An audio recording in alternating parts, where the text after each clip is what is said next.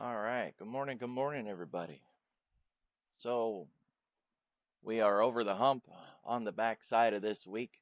It is a short week if you haven't figured that out yet. We're not going to be here Friday. Markets are seeing optimistic headlines about the energy crisis, and the president is going to address the nation tonight. If you have nothing better to do, maybe line up on some futures trades this evening, playing a little bit of that volatility. I probably won't, but throwing it out there.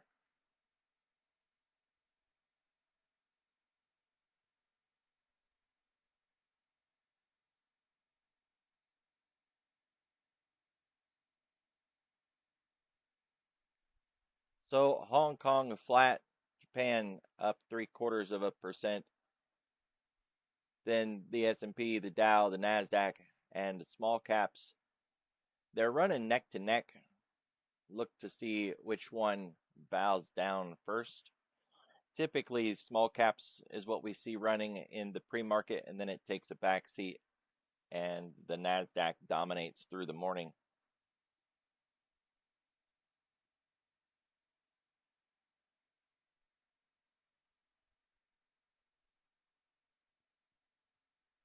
Europe also doing really good. Keep your eye on that when Europe goes into its close today. If they were part of the juice that gave us this boost to the upside, and then we lose that fuel or that participation, we could see a change in market dynamics at their close. So it's not the first time, and you know it's often hard to pinpoint when Europe's close is going to affect this and then when it won't. So I tend to watch every day, not knowing for sure if today is going to be one of those days. But this day in particular, with them doing so well, sneaky suspicion that we're going to feel that impact when they are closed. So just kind of keep it on your radar. Of course, that leads us to, well, how do I know when Europe is going to close? I found this website over the years, tradinghours.com. You don't need an account. You don't have to buy anything. You don't even have to sign up for anything. You can just go here and pick the market that you want. So here's London's exchange. Just hit go, and we can see how long before they close. I like that setup because no matter where you live, whatever time zone you're in, and trust me, nobody cares where you live. All right, for all you Californians who always ask me, is this in California time? No, it's not. You can look at that and just do your own math and figure out when they're going to close in the time frame that you live in, instead of having some time like they're going to close at 1 what, 1 Eastern, right, 1 Central, 1 Mountain. In nearly 4 hours from now, they're going to close. So do the math, figure that out, watch for their close. This website, by the way, will let you know when a country's um, closed for holidays, what their holidays are, if they have, a short day, anything like that. So it's a really good website. If you haven't been here before, bookmark it and add it to your tool list because it's really helpful, I think. Plus, I mean, you gotta like free, right? Free's good. I like free.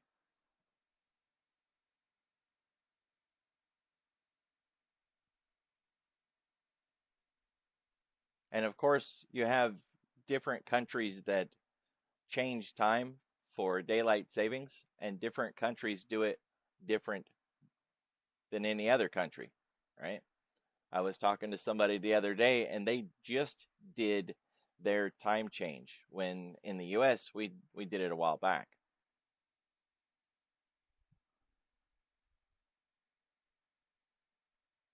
So we're going to get more jobs data today. It's jobs week. So we're going to be hearing about it all week. We won't be here for the non-farm payrolls on Friday, but I kind of got this sneaky suspicion we're going to see some early numbers or some projections. Maybe, maybe not. We'll work with what we have. My concern this morning is the ADP numbers. These numbers are very far apart. No kidding. Thank you for that. Hey, Brazil no longer runs daylight savings. Did they change that in the last year or two? Run that through their Congress or something? A lot of people want the US to do that to get rid of it. My aunt lives in Arizona, and Arizona, I believe, doesn't do daylight savings. Must be nice, right? So, with these numbers far apart like this, I've got concern. The retail sales, which, it's a delayed report. I don't know how much the market's going to care. It's bigger than it looks, right? Because that's a -2 and a +5. So it's also a little wide, and I'm a little concerned, but it's a delayed report. I don't know how much impact we're going to get out of that, but considering it comes in at 8:30 right after the 8:15 ADP, you might as well be on high alert anyways, right? We have a couple of Fed speakers, and then at 10 a.m., we're going to get even more data. But these numbers are so close together, I really just don't see how they're going to be impactful. Thank you for that, Miranda. Got confirmation no daylight savings in Arizona. I thought that's what it was. I did some work there uh, back in the day, and I could have swore that was right. I appreciate that. So, I got this market truism about breakouts after the open. And one of them is that if we haven't broken out by 10 a.m., then we probably won't break out until after lunch. That gets put to the curb on days where you get data at 10 a.m., because that can just screw the whole thing up. Um, so ISM manufacturing coming in today at 10 a.m., that's going to screw it up.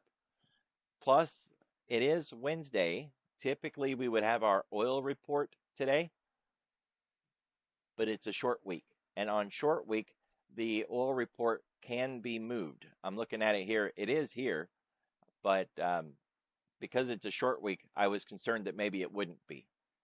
I think when it gets moved to Thursdays, it's because we was gone on Monday rather than not being here on Friday.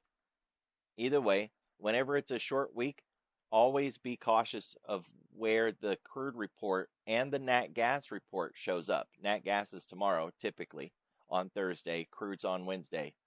But short weeks, they can be moved around a wee bit.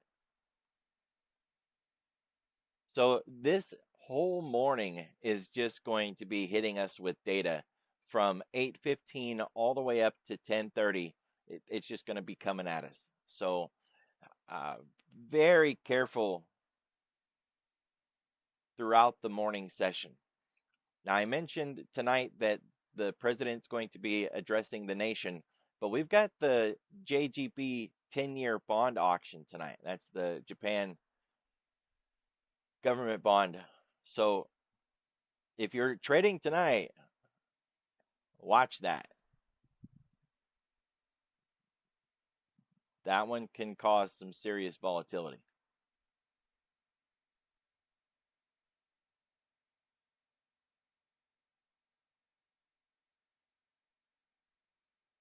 We do have Fed speakers chipping their teeth, but I'm not really expecting much out of that.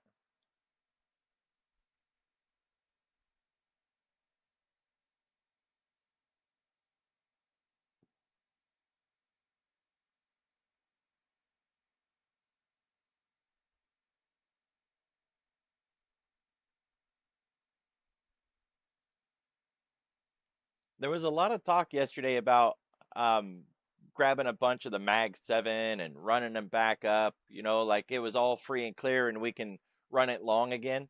I would advise being very cautious on that. We're still looking at weeks, right? The long play from what I have been looking at is timing into the end of the month after the April OPEX, not before. So, in bear markets, you can get some solid runs to the upside. Um, and that at the moment, that's all I would expect is, some really good, strong impulse pushes to the upside. But I don't think we want to call all clear here. And even the short that I took in crude on Monday, I'm going to be taking a lot of it off through the morning today. I don't think we're done yet.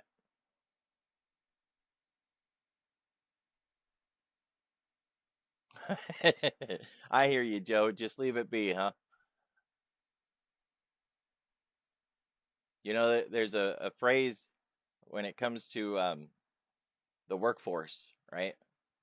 I got a psychology degree in occupational psychology, and there's that old market or that old wisdom that says, well, that's how we've always done it, right?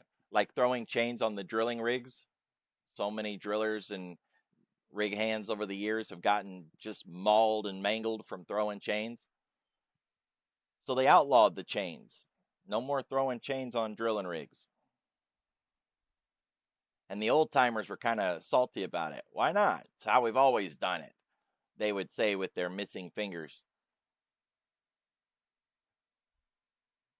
Just because we've always done it that way doesn't mean that we need to continue to do it that way.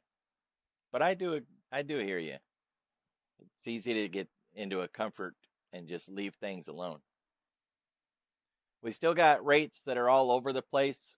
This continues to be one of the bigger problems with swing trades, right? We are not in a good swing trade environment.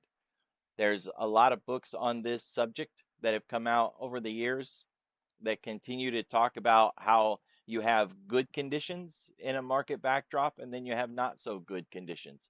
Some of the best conditions that you can get for a proper swing trading environment would be, having themes. Themes are good. Forward guidance from the Fed, clear forward guidance where they say, we're going to cut over the next 5 meetings or we're going to raise rates over the next 5 meetings. Mostly the market doesn't like it when they raise rates, but if they have forward guidance, the market tends to do better, right? Because they're able to price in what the Fed's going to do instead of a hurry up and wait mode where we have to get to each meeting and we see markets pricing in and unwinding cuts and pricing in and unwinding hikes, which just gyrates the market up and down and stalls out various themes that we're trying to run. So the market backdrop is pure chaos right now. The current administration says they like that chaos, they want that chaos, and they're causing it on purpose, which makes swing trading even harder. So if you're struggling in your swing trading right now, just realize that you're in a very bad time to be swing trading. I'm not saying you can't do it or you shouldn't do it. You just want to be a lot more cautious and really tighten up your rules so that you can minimize your risks as much as you can. Make sure that the things you're trading are very liquid.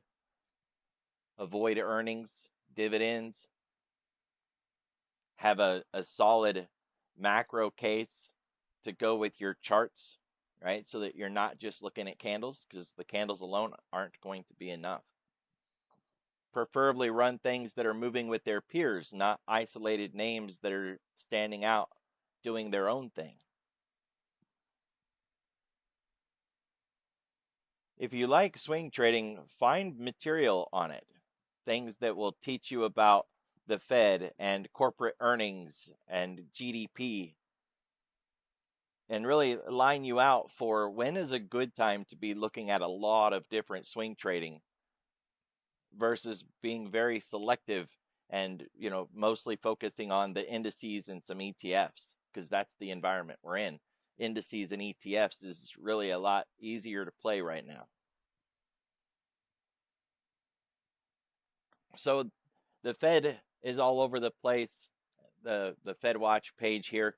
You can find this if you just Google Fed Watch. It's a page developed by the CME Group. It's free, doesn't cost you anything. You can come in and keep your eye on where the rate expectations are, because that's all this is what the market expects rates to do in the future. And it will help you see what they are pricing in and or what they are unwinding.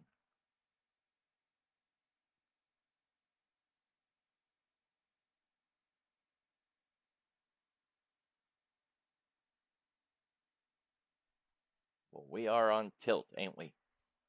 Green on the screen around the world. Most of the sectors are up, and for the ones that aren't, well, it's basically energy. Mostly. I mean, there's staples in there. Silver and gold are divergent right now, so silver's down, gold miners are up. China's basically flat.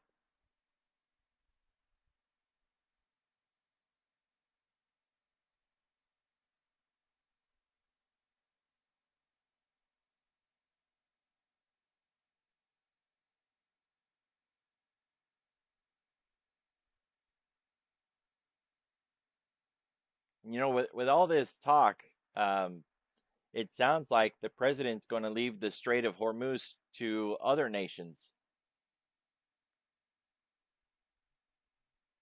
See how that turns out.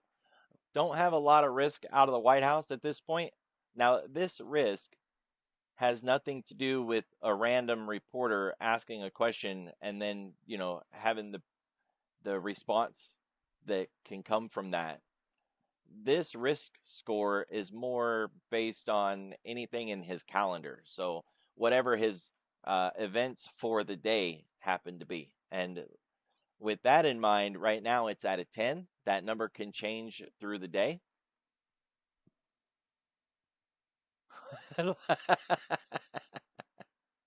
Well, don't do that.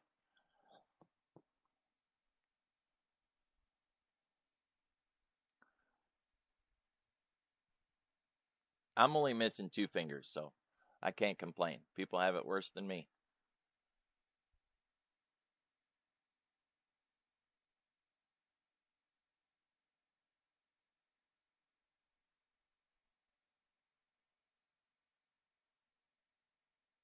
I do still have that one. We were talking about 3D printing and all the new technologies. Like, surely I could just make a finger, right?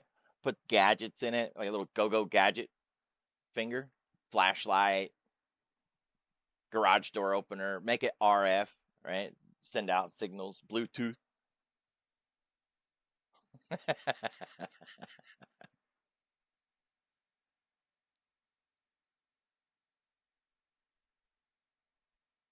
Put call wall still in the same spot.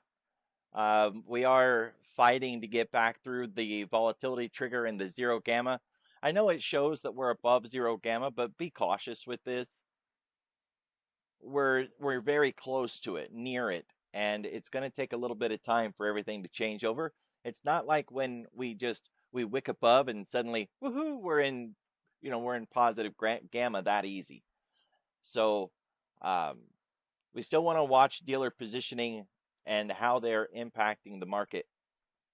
Although I will say that with this market breadth that we have now, and this is like the third day of a really positive market breadth, right? We started the week this way, but we were in negative gamma, deep negative gamma when we started the week. And so all that positive market breadth should have accelerated us to the upside really well, right? Because they will buy into buying when we're in negative market breadth. We didn't really see that. Sure, we went up a little bit, right? Yesterday, getting us closer to that zero gamma line. But on Monday, the positivity that we started with, we lost it and faded back down. Had to reclaim it through the overnight into Tuesday. Then on the headline, we shot up Tuesday afternoon. And now here we are grinding above on Wednesday, getting through that zero gamma line. We're through the 3-day and the 10-day, still got the 20-day overhead, and the big options level, 66.50. We got to deal with that one. They have. The collar changed at 2 o'clock yesterday. I do not know what the new collar level is because it really only matters like a day or two before it expires, and I seen the tweet yesterday, but I didn't screenshot it and write it down because I figured no rush. We got a whole quarter before I need to worry about it again, so it didn't even bother to see what the new levels are yet. But yes, they got rolled yesterday. Usually happens around 2 o'clock. There's a lot of background on that, right? If you think that the collar is something that you want to deal with, by all means dig into it so that you really understand its history and its success rate, and then recognize that they've got so much edge. Somebody was asking me about why don't we use a collar? Because of course we can, right? But JP Morgan's position is so big, they make market, and markets move because of them, especially in the last day or two. They got a commission schedule that is really beneficial to them. The fees, commissions, if they pay anything at all, is so minor. So they've got a huge advantage over us. If you're trying to find ways to protect your own portfolio, continuously carrying a position like JP Morgan does is not your answer. It really isn't. Um, Running a balanced beta weighted portfolio, that's the way to go. And that way, every new position helps you realign your entire account, keeping it as close to the zero as you can get. That works. Because then your only real risk is extreme moves that don't unwind. And nearly every single extreme move mean reverts. So, it's a very rare outcome for us to scream to the upside or the downside and not mean revert. Very rare. We are inside day breakout. The breakout is sticking even after that beautiful Busby that we had. 65.92 cog line, which is basically the 3-week moving average. We're holding above it. That's solid ground. We just got to get through that big options level overhead. 172,000 in the overnight hours, so lots of participation. They're not sitting out. And you can see on the daily, we've got a nice reversal started. It's not the reversal that I was hoping for, I gotta say, but I'll take what I can get. They're not always pretty ones. And I kind of feel like that doji's looking in the wrong direction. All things considered, I'd rather had it flipped around. But whatever. This isn't supposed to be the run that takes us back up. We'll see what we get along the way. Right now we have to be mindful of this zone here, 66.50 area. We've had a hard time through that level. Just back it out here. It was structure on the way down. We came down and tagged it, came back up, tagged it, and came back up. We finally got there and digested into it, and then we were able to get underneath it. So now that we are underneath it, we have to have an expectation of drama and trouble to get back through it again. Plus, easily to spot, it's the 20-day. But, I mean, it's not the moving average that we're worried about, right? It's all this history here. So the reversal has started. We made it through the midpoint of Friday, finally. We are outside of Friday's range now, solidly, and we're focused on Thursday's level, which I'm not really as concerned about as I was about Friday's. This big bar is a bar of concern. It's from March 23rd. So you could track that one and the mid on that. I don't know how helpful that's going to be. It's in the middle of things, right? So Down here, when we were using Friday, it was an outsized bar. It was at the low. It gave us something to work with. This is not. So I'm going to mark it, just kind of keep my eye on it, but I don't have a lot of faith or trust in it. We just want to keep track of this zone right here, 66.50. Big options level, lots of trouble. And we are looking to see, are we going to get a higher high? We need a lot here, right? If we're going to turn all of this around and get back up here eventually, then we need to set a higher high, and then we're going to need to pull back and set a higher low, and then another higher high. We need two of each. Two higher highs, two higher lows. That's what we call a full set, and a full set is a trend, and that would give us the reversal that we're looking for. Until we at least even get a higher high, we got nothing but a bottoming pattern, or worse, just a pullback. The reason I say that is we could continue this run up, but not even make it back to this high.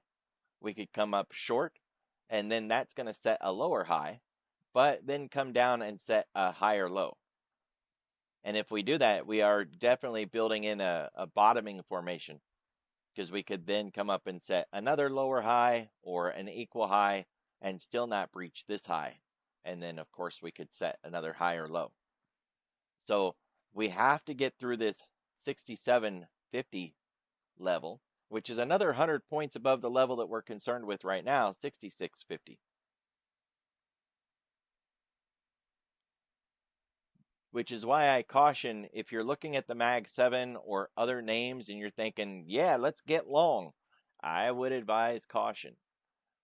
Not saying don't do it, because if you can mitigate your risks or keep your risks small, why not do it? Get some. But I wouldn't grab a lot of risk long at this point.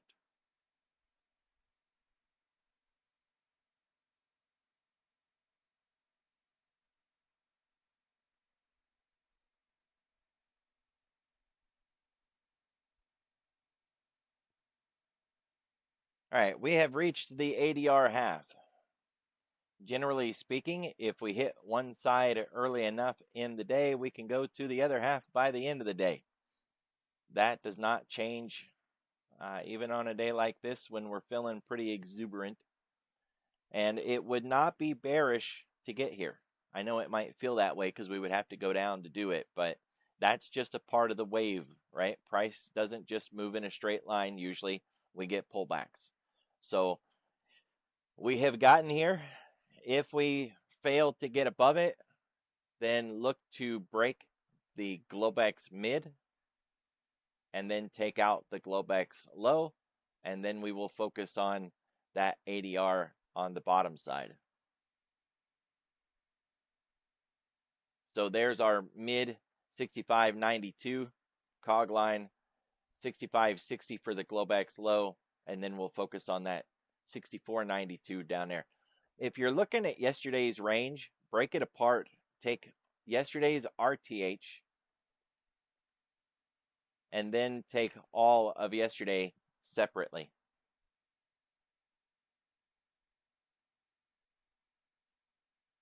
I know it's a wee bit messy, but it gives you the levels that you're looking for.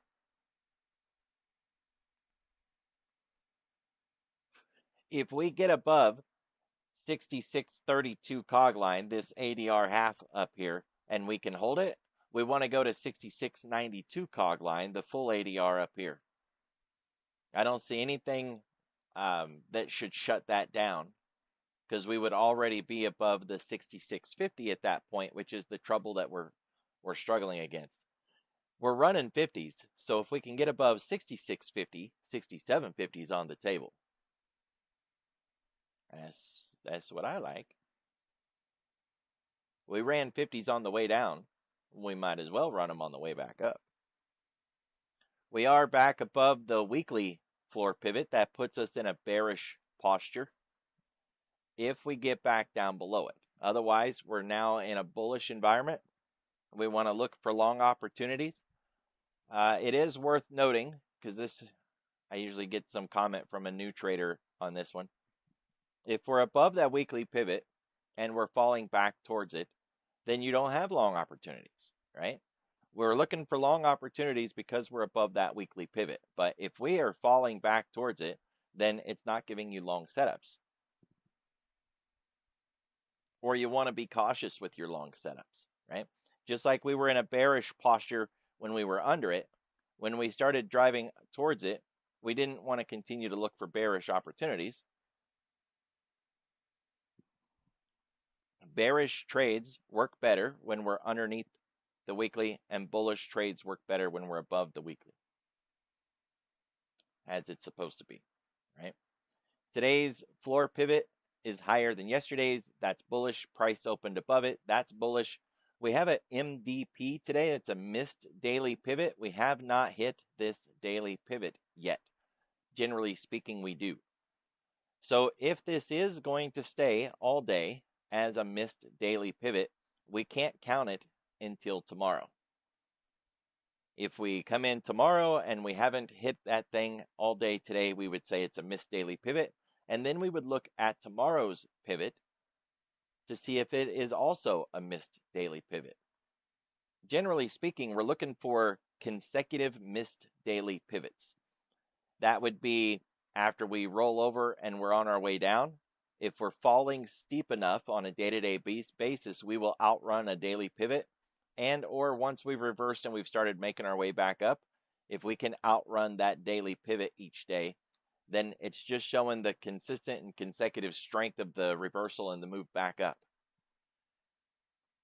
The problem is the pullbacks, right? We've talked day after day after day about this 2 bar down, 2 up, 3 down, 2 up, right? It's what we've been doing day after day after day. So if we're on our way up now, 2 days to the upside, and then, we get a pullback and then 2 more days to the upside, we're very likely not going to get consecutive missed daily pivots because of that. But don't know yet. We have to start with today and see what we're going to get. Of course, hitting that daily floor pivot would mean we've already crossed back down below through the weekly floor pivot. That's certainly going to put our outlook for bullishness on hold, right? It's hard to feel bullish if you cross back down through all of that. The expansion yesterday spread our H&R lines out quite a bit.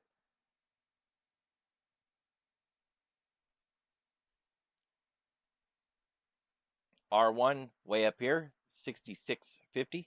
That's fitting. That really is. What a perfect location. And S1, 64.20. Now, generally speaking, every day you want to kind of gauge how far one is and how far the other is. That's about 1.3% from the floor pivot to S1. And that's 2.3-ish. So the indicator is suggesting the path of least resistance is to the upside and that it would be easier for us to go up than down. Just remember, this indicator doesn't make price move, right? It's just helping us anticipate what price is likely to do, but it won't make price do anything. There is a market phrase that says if R1 then S2. That is a bit of a threat, but generally speaking, that's going to be the continuation to the downside on the daily. We're getting that lift up right now, right? We've fallen, we're on a rise up. If this rise up is just like a dead cat bounce or a pullback before continuing lower, then this would be the rally into R1 before we drop down into S2. So if we don't think that this is just a pullback like these were pullbacks before continuing the move lower, and instead we think that this is a transition or a bottoming pattern and we're going to begin to work our way back up, then we shouldn't get R1 to S2. Let's get to R1 first, see what we get at that point. If we get above it, we'll target R2. If we reject off of it and we begin to fade, then split the mid on the Globex, get through the Globex low, challenge the floor pivot, right? Just run it level by level. Don't even focus on getting to S2, just focus on getting to the next level lower. Destination trading would say we're headed to S2, but we just want to play what we get level by level by level.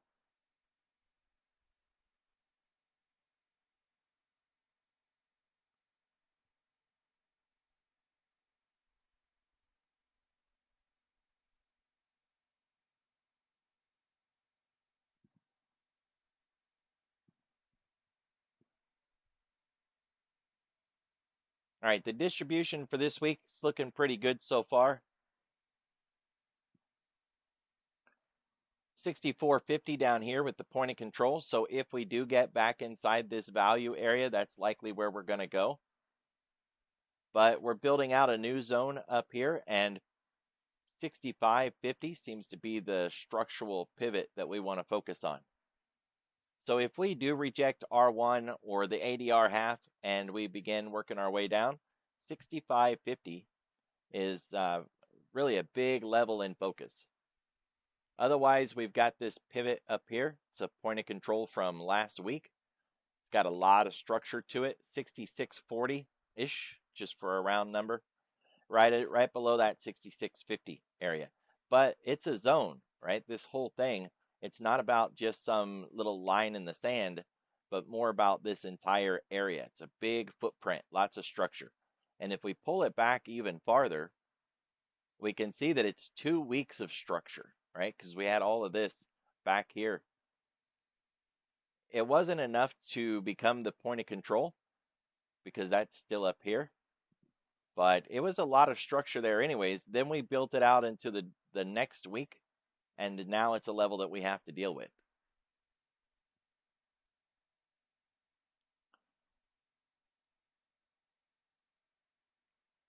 Eventually, as we continue to drive higher, we've got that 66.72 level. It's a point of control from back here.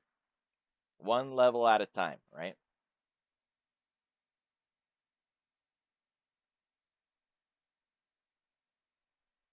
Man, there's just so much piled up at that 66.50. I think it's going to take one heck of a headline to get us through that. Otherwise, we're likely to stall out there. Then we'll be focusing on how this low goes. Whether we get an equal low, a lower low, or the higher low that I'm really hoping we end up with.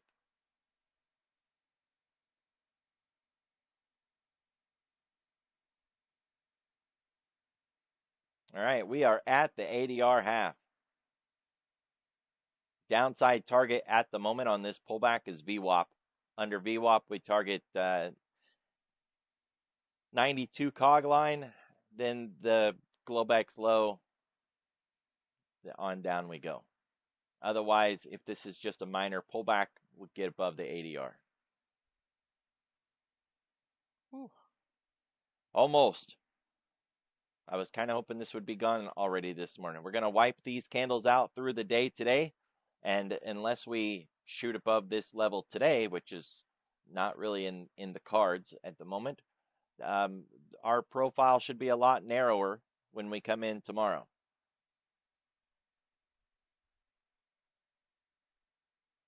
That should shave off a good 50 points.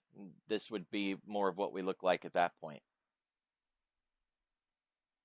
You can see we're coming into the point of control right now, 66.32. It's a big deal. It's a 10-day profile.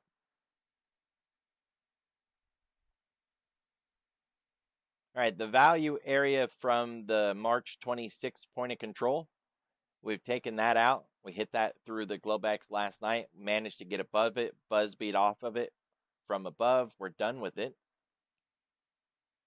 And we don't have a new VPOC from yesterday because we opened there and we printed all those candles. But we put in a lot of structure there this morning and from last night. So if we do reject off of that ADR and we begin working our way down, watch this level right there. We had all of this from yesterday and then a lot of it in the Globex last night. I think that's going to be a little bit of a speed bump if we begin working our way down.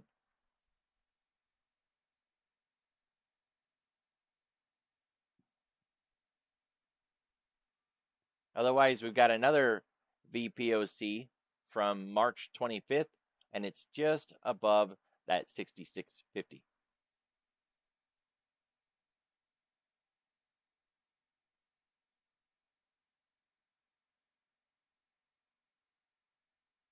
55? Yeah. I think there's a lot of other levels that I've been rounding that were near 55. So I don't disagree with you, Joe. I see that myself. Just whether or not we're going to be able to get there, huh? Because there's a lot of roadblocks. All right, it is April 1st. No, I'm not a joker, so I'm not a big fan of April Fool's pranks. The yellow bar here is just day one open range, DOOR. I built it onto this indicator because I didn't know how well it affects futures, and I wanted to find out. It doesn't. It's completely worthless for futures. But now that I have the indicator made, of course, I can put it on other markets, and it works for that. So yes, it's highlighting on the futures chart, but no, it doesn't work for futures. It's a very old concept. It's open range, right? Open range has been around forever.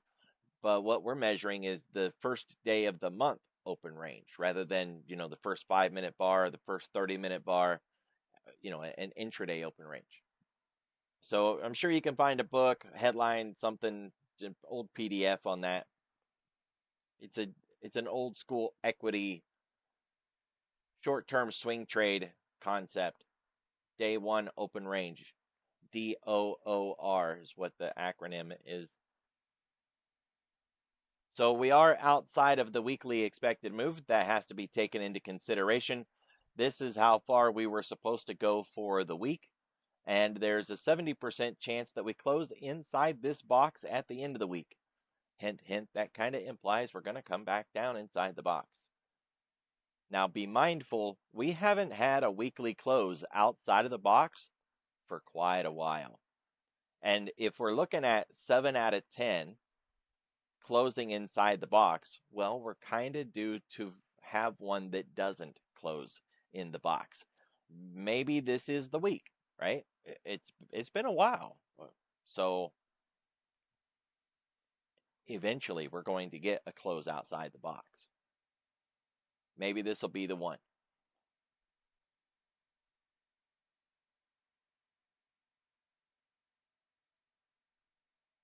We are above the 10-day. I've warned so many times about these long moves to the downside and how by the very next day we can be all the way through the line and on the positive side by the time the move is done, like this one. We moved all the way up and we was above by the next day. We were down here, now we're up here by the next day, right? So significant move. It doesn't take much. So we did get into that -3, as I mentioned earlier in the week.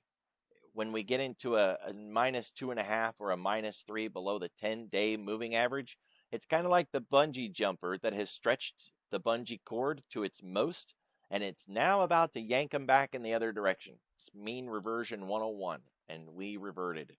But that goes back to the argument that we're not done with the bearish stuff, that this is more of a knee-jerk reaction and a move up like a dead cat bounce, and less like a bullish rally.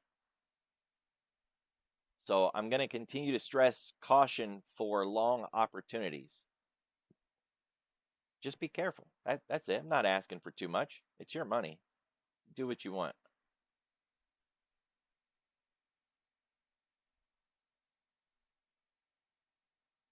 And for the week, we're still below the 10-week, but less than 2%, less than 1.5%. We're really close to just 1%. We're working our way back up. Very easily, we could get back above that 0 and then be above the 10-week. but I think getting above the 10 week is going to be more than we can chew right now. Let's just get there first and see how we negotiate with that 10 and whether or not we can even get a close at the 10 or above the 10. Then we'll worry about how much farther we can get above it. As I mentioned this morning, we started on the websites. We've got a lot of market breadth. We've had a lot of market breadth all week. It didn't help Monday. It really didn't help yesterday. The move that shot us up didn't come from breadth, right? It came from headlines, and it was yesterday afternoon. So maybe now, maybe, right? But we still got a lot of bearish momentum on these names, and still see at support on a lot of these names. And the change percent over a 5-day period on a lot of these names is still really negative. So at this point, gonna just continue to say, look at what is moving the market. Market breadth is probably not the driver. So dealer positioning, the VIX, energy with crude, look around and continue to ask, what's the fuel? Where's the push coming from? With this much bullishness in all of these different sectors and indices this morning, if we begin to lose that, it should be very obvious. That'll be helpful for that move down.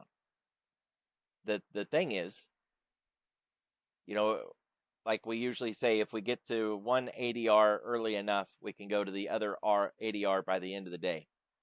We don't have to be bearish to do that. So we can continue to see that positive market breadth, all those sectors and indices staying bullish, and still come down here and get that. All they have to do is stop running. They don't have to fall.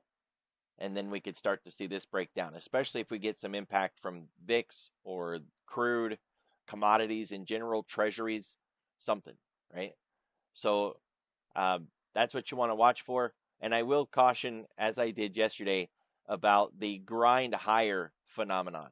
It's hard to play because it's hard to read. Most of our tools won't analyze it, and it just keeps going and going and going for no discernible reason.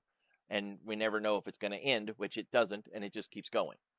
If we get one of those today, as soon as I spot it, I'll call it out, and we'll play it if we get it. But I'm not expecting it, just like I wasn't expecting it yesterday. I'm just cautioning against it because we're going to get it sooner rather than later.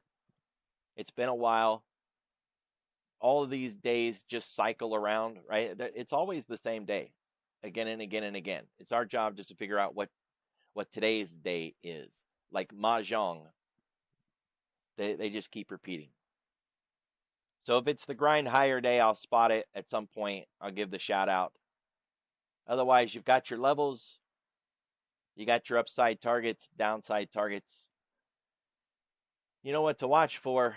Keep your eye on the clock. Be careful. Be safe. I'll see you all tomorrow.